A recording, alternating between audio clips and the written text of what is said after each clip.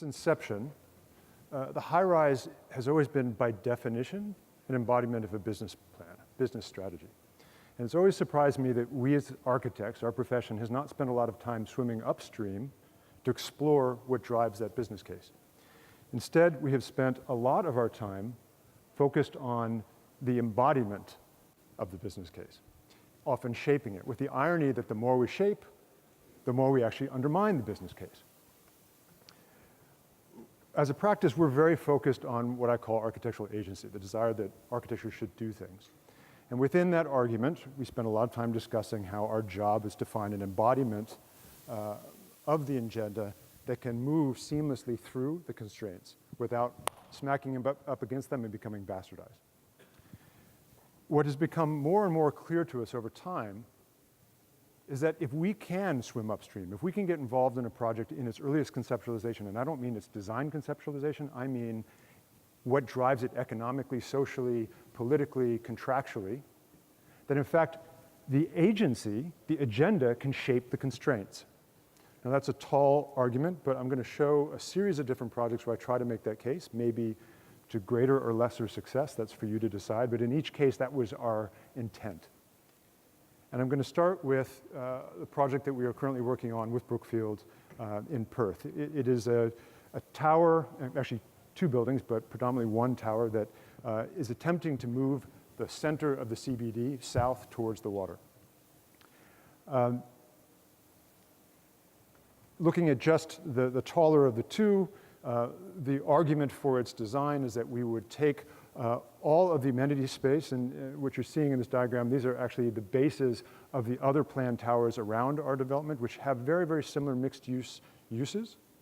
And therefore, if we were to build a tower that had the same strategy of a plinth and tower, would likely not differentiate itself. And so our argument was to take that amenity space and nest it up into the air. There's certain advantages to doing that. Obviously, within all those amenity spaces, you have a much more grand and sort of amazing, expansive view out over the entire city. But it also has the positive impact of having a spatial delight and visual delight on the skyline. I'll add the second building back. But at the core of the design were actually three economic arguments. The first is that in virtue of building the building out of blocks, we could allow those blocks, having enough confidence that we could make something as a composition of them that would be compelling, we could allow those blocks to be whatever Brookfield asked us to make them in terms of their being the most economically successful, whatever dimension possible. The second is that in virtue of keeping those blocks of different dimensions discrete, is that the building has the potential to fluctuate with the market.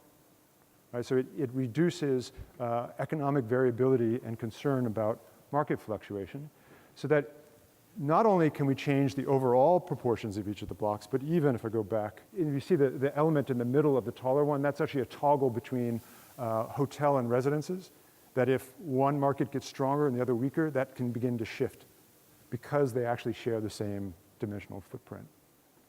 So our argument was if we do our job successfully within this situation, you could actually vary the building with the market and would retain its aesthetic credibility. Now the third economic driver I think is probably the most exciting, which is that if in fact 85% of the building is as, and I don't mean this in a negative way, but as banal and as simple as possible, we can advance its design very, very quickly.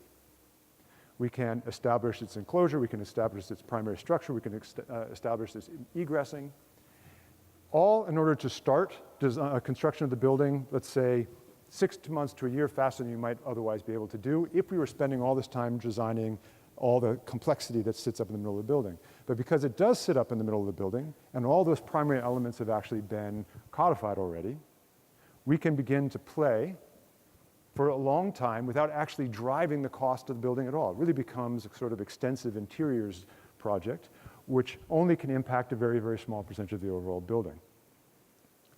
And that's effectively what we're proposing to do. So within this constellation of very rigorously dimensioned elements, we're creating the plus, which is this amenity space that has wildly unique and hopefully playful, exciting architectural interventions that happen on the interior of it. So that's an economic case for swimming upstream. I'm not going to have a cultural case for swimming upstream. This was a project for the Malaysian government in which their intent was to create effectively an adjunct to their stock exchange. Understanding that the people in this building were going to be working 24 hours a day, and they were concerned about lessons from other buildings that they have within Kuala Lumpur of buildings that have either very, very tinted glass, highly reflective glass, or both, that if you're working in the evenings, you don't see out. So what's the point of building a high-rise if people 12 hours a day are simply going to look at themselves? And the second was much more sensitive, that they were committed to doing a building that didn't have a lot of the pitfalls of other projects in which people who were moving to pray, this is a predominantly Muslim country, would dominate the elevators, shut them down. And so their options were either to force them to stay within their workplace or to build buildings that have massive cores. And so these two things drove the design. The first, in learning from early typologies from SOM and others in the late 50s and 60s of putting mechanical plant equally spaced from bottom to top of the building in order to reduce the dimension of the core, we did the same thing. We created prayer floors that happened at the other, say, midpoints, multiple midpoints along the height of the building. Also to minimize the amount of stress on the elevators and keep the core dimensions down. And around that, those larger prayer floors, which were determined by their use, we made profit machine floors, things that were absolutely ideally dimensioned to make the most economic sense and most economic utility for the owner. Now this also sits on the equator, so it has the unusual situation that the daylighting situation on the north of the building is identical to the south of the building depending on the year. And so that afforded us the ability to have a sunlighting strategy that was equivalent around its entire exterior to address their other concern of what happens when we have people working in the building 12 hours a day during the evening, that they're not just simply staring at a mirror and looking back on themselves. If we could shroud the building in something that was highly reflective, so it's a metallic, I'll call it a fabric, but it's not really a fabric, but a metallic fabric that is metallic on the exterior and black on the interior, so like a mecha shade, you can see directly through it. You can shroud effectively a completely transparent building, assuming you can remove it in the evenings. And that's the part that is hard to imagine. And so working with Front in New York, who's a firm that we actually share an office with, developed a system by which we can retract these elements. They're semi-rigid that have battens in them. We move from the large prayer floor to a mechanical floor. They have to get smaller and contract. And so it's almost like fish scales that we interlock them, they nest. And as you pull up, the bottom one grabs the next one, next one, next one. And when you retract or extend them, the reverse happens. And so the net result is you have a building that during the day looks something like this that has incredible sun shading, but in the evening transforms, which from an architectural standpoint we liked, but transformed into an entirely glass building in an environment in which you simply cannot typically do that. So during the day, and then in the evening, as opposed to creating a mirrored condition. Now I have to give one sad part of the story is that this was commissioned by 1MDB, which I think in Australia you probably know the same issues that we know in the United States. There is speculation that the Prime Minister Najib has absconded with something like $1.6 billion, which was effectively to go to pay for this building. And so even though we've developed the project for some time, it's simply stopped and we've not heard from anyone since. I'm going to go back to making an economic argument again. Talked about the high-rises being a profit machine, and historically that profit machine has slowly gotten better. We have a lot of area in the earlier buildings at the base of the building, and as real estate got better and better to the top and more valuable for structural reasons, it became smaller and smaller. And of course, with the 50s and 60s, we were able to somewhat solve that problem by making extrusions. But the question was, in our wildest fantasy, we always wanted to do this. Is that possible? Now, in most situations, you can't build the economic argument, but we had a client that had a unique piece of real estate in Manhattan, I can't say who it is, that had an unusual situation in that in order for them to make the project pencil, they needed to use the entire allowable FAR, but it came in this sort of bizarre shape. And if you put the most efficient tower on that site, it still wouldn't work because they couldn't actually get enough FAR to make the cost of the site worth it. And they were asked us to come on board to see if we couldn't make a proposal for how they might in fact move forward with the site. Within that pure form, we made an unusual core that really had to do with the fact that we see in the upper left, that is a gray tower, a pencil tower that sits just to the northwest of our tower. By having the unique core dimension, we could actually change the views from actually being cardinal north, south, east, west to the diagonals. But if you go higher, there suddenly is now a unique opportunity to extend the building into that what is theoretically otherwise an unusual space for a high-rise tower. The economic argument we made for it was, hey, that just so happens to be the exact dimension of Lever House. Why is that significant? Because Lever House still commands the third highest rents in all of Manhattan, even though it's a 50-year-old tower. Clearly, it's doing something right. Now, yes, it's on Park Avenue. That's an incredible address. But there are many, many new towers that are also on Park Avenue that do not command those same lease rates. And so up at the top of the building, we now have what you would otherwise only associate with a very, very old but wonderful tower on Park Avenue. With a much more unique expression of the overall building. Now, we've called it not Lever House, but Cantilever House. Now, the next one actually addresses, I'll probably show two more based on the time, addresses a political problem. This was a development over the Yongsan Railroad Yard in Seoul. And we were one of, I think, 27 architects at Daniel Libeskind invited to participate on that project. I can't make the pointer, but you'll see there's one oddball sitting to the right, literally on the wrong side of the tracks, and that's our project. We came to the site in the proposal through an unusual means. This is the original master plan. If you look at what says water on the left, and if you look just down beneath it on the south side of the tracks, you'll see an arc of thin buildings. That arc of thin buildings used to extend north, and those were low-income housing units in Seoul. Now, this was a development that was a collaboration between private enterprise as well as a lot of very large state development agencies such as Korean Rail's Development Agency, Hyundai, and others. And because of that bizarre marriage between public and private, they're actually going to take over all those units with eminent domain. So you can imagine the political problem of demolishing people's residences for eminent domain in order to make private people more wealthy. Within that context, and knowing that we couldn't stop it, we made a proposal to the developer to change the aspect of our building to see if we couldn't make micro units that were still considered luxury apartments. Now, why? Because the argument we made to them is, politically it is worth your interest to gift the people who are getting displaced, putting them into this building with the understanding that, unfortunately, and it's a bit cynical, they'll never be able to pay the real estate taxes. So the first thing they'll need to do when they get it is they'll have to sell it. But at least they're getting something remarkable that they can sell as opposed to merely having what they own demolished. So the charge to us was, could we make a building that was viable, that would only gift them the same tiny units they currently had, that could then go back onto the market as luxury housing? You know, the units were predominantly around 40 square meters. In Korea, the government controls the value of residential units.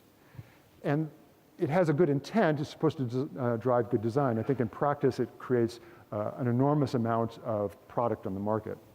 But what it does recognize is that you compete based on these factors: sunlight, cross-ventilation, views, and some sense of community.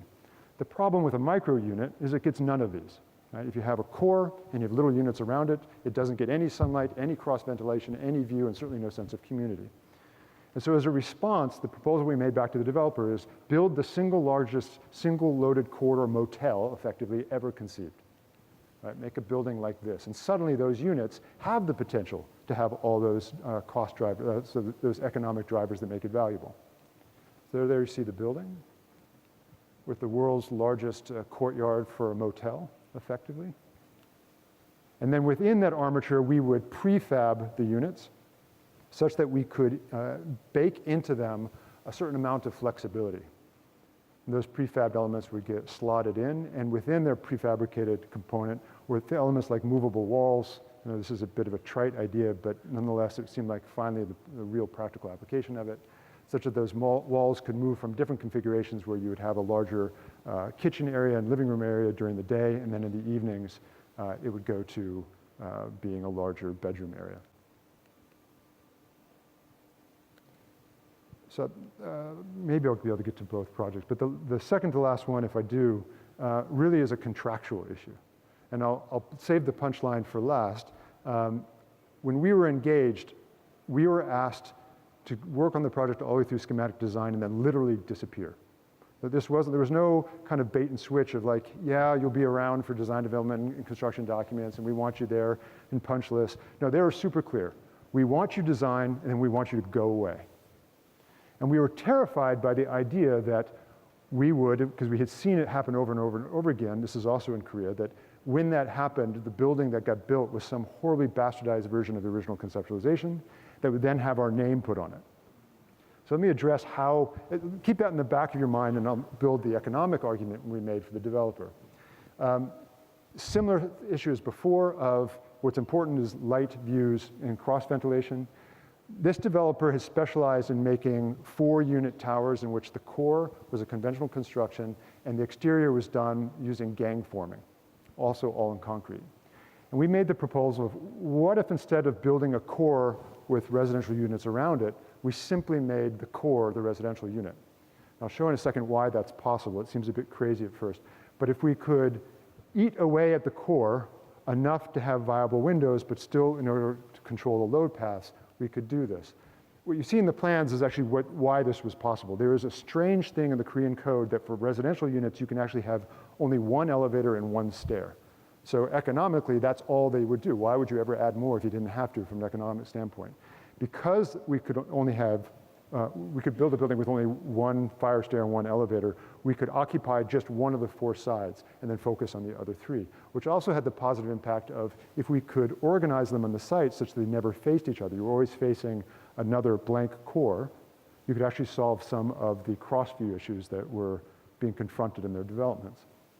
So there you see how we began to plan the various unit layouts in order to allow the load paths to always trace between them. We discovered that we could basically eat almost 50% of this structural tube up with windows to make these incredibly slender towers. Now, let me see